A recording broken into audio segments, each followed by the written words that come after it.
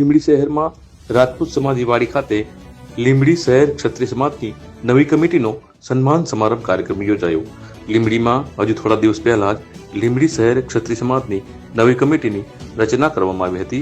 આ કમિટીમાં શહેરમાંથી 125 જેટલા કારોબારી સભ્યોની વરણી કરવામાં આવી છે. શુક્રવારે રાત્રે લીંબડી રાજપૂત સમાજ વાડી ખાતે તમામ સદસ્યોનું સન્માન કરવાનું આયોજન કરવામાં આવ્યું હતું.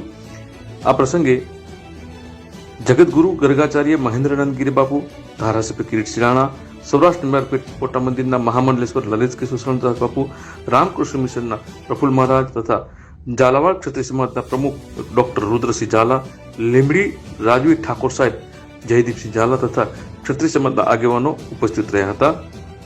લીંબડી શહેર ક્ષત્રિય સમાજના પ્રમુખ સહદેવસિંહ રાણાએ આ પ્રસંગે પ્રાસંગિક પ્રવચન આપ્યું હતું. આ કાર્યક્રમને સફળ બનાવવા માટે પૂર્વ નાયબ કલેક્ટર મહાવીરસિંહ રાણા, દીપકસિંહ વાઘેલા, કિશોરસિંહ છાલિયા વગેરે ભારે જહેમત ઉઠાવી હતી અને આ પ્રસંગે તમામ કમિટીના સભ્યોનું શાલ ઓઢાડી અને પ્રમાણપત્રો આપી અને સન્માન કરવામાં આવ્યું હતું. મોટી સંખ્યામાં લીંબડી શહેર રાજપૂત ક્ષત્રિય સમાજના આગેવાનો ઉપસ્થિત રહ્યા હતા. લીંબડી